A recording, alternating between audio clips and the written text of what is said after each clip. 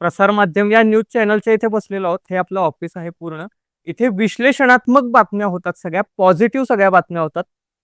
त्यामुळे आपण जे काही करतो आहोत तो पॉझिटिव्ह समाजात एक चांगला बदल घडवण्यासाठीच आपण हे सगळं करतो आहोत आणि त्यातलाच हा एक प्रोग्राम आहे, ती आहे म्हणून. आणि याचं नाव सुद्धा आपण ठेवलेलं आहे, ती आहे म्हणून. कारण पुरुषांनी किंवा स्त्रीनं सुद्धा म्हणलं पाहिजे, का स्त्रीच्या पण आयुष्यात कुणीतरी एक स्त्री असतेच की जिच्यामुळे आपलं आयुष्य बदललेलं असतं. तर त्याच पद्धतीनं की ती आहे म्हणून जे काही आहे, कारण आपला जो हॅशटॅग आहे आणि आपलं हे जे काही आहे, हे ती आहे म्हणून प्रत्येकाच्या आयुष्यातलं. त्यामुळे तुम्हाला हा ओपन व्यासपीठ मिळतोय, की तिचं कौतुक करायचंय. मग तुम्ही तुमचं कौतुक करू शकता. तुमच्या मैत्रिणी असतील, कोणी आयुष्यातली सगळ्यात आवडती स्त्री असेल, तर तिचं कौतुक आपल्याला या व्यासपीठावर करायचं आहे. सर्वांना गुड इव्हनिंग.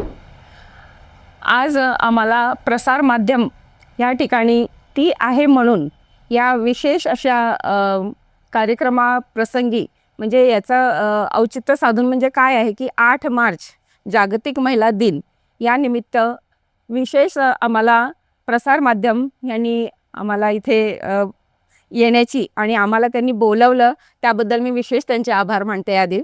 आणि मला असं सांगायचं आहे की हे जे टायटल आहे हे ती आहे म्हणून हे खरोखरच अगदी आमचा विचार करून किंवा स्त्रियांचा विचार करून प्रसार माध्यम यांनी जे अगदी मनात विचार आणून हे जे नाव दिलं आहे ते अगदी खरोखर वाखाणण्याजोगं आहे.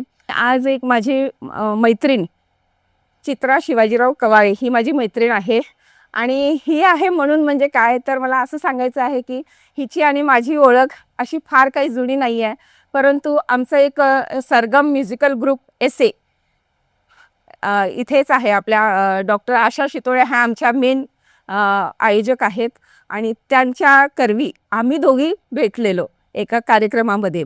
आणि तेव्हापासून म्हणजे मला वाटतं 2022ला आम्ही भेटलो. तेव्हापासून आमची मैत्री छान वाढत गेली आहे. आणि तिचं विशेष मला सांगायचं आहे म्हणजे की ती एक अशी प्रेमळ अशी व्यक्ती आहे. प्रेमळ सौज्वळपणा तिच्यामध्ये आहे. कधी कुणाला ती अशी दुखवत नाही आणि तिचं कौतुक असं करावं असं वाटतं की तिला कधी चुकून काहीतरी बोललं वगैरे तर ती फार मोठा काय असा इश्यू करत नाही आणि सगळ्यांना मोठ्या मनाने ती माफ करत असते.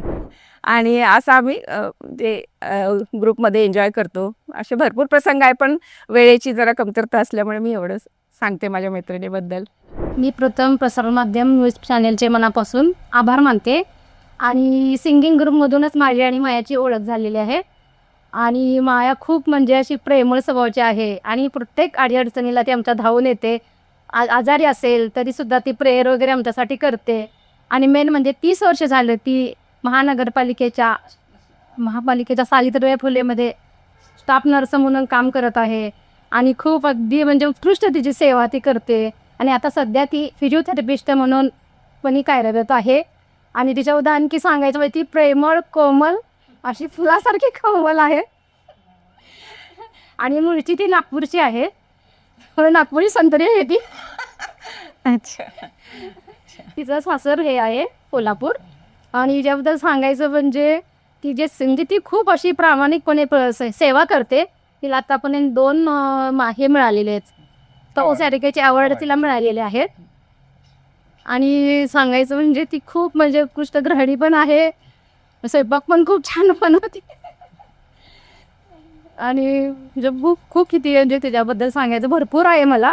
2 मैत्रिणी माझ्यासोबत आहेत. एकमेकांना 3 वर्ष झालं ओळखतायत आणि आपण त्यांच्याकडून जाणून घेणार आहोत की ते एकमेकांना किती वर्ष काय काय त्यांच्यातलं त्यांना माहिती आहे. त्यामुळे दोघींना पण प्रश्न असणार आहेत दोघींविषयी. ठीक आहे, त्यांच्याबद्दल सांगायचं तुम्हाला की त्यांना एक सवय आहे. अशी कोणती सवय आहे की त्यांची तुम्हाला आवडत नाही? तिला वेळेचं बंधन नाही. अच्छा, म्हणजे वेळेत येत नाही एवढंच. मला ते आवडत नाही. ठीक आहे ठीक आहे ठीक आहे. अरे परकड म्हणजे मैत्रिणी आणि हे तिला स्पष्ट सांगते की तू वेळ तू पाळत जा. ठीक आहे. तिची सगळ्यात स्ट्रॉंग बाजू कोणती आहे असं वाटतंय तुम्हाला?